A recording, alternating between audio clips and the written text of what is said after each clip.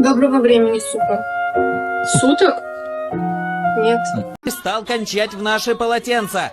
Я ни в какие полотенца не кончал. Даже в душ не могу сходить, понимаешь? Этим вы занимаетесь на посиделках с пацанами. Да даже собака затвердела.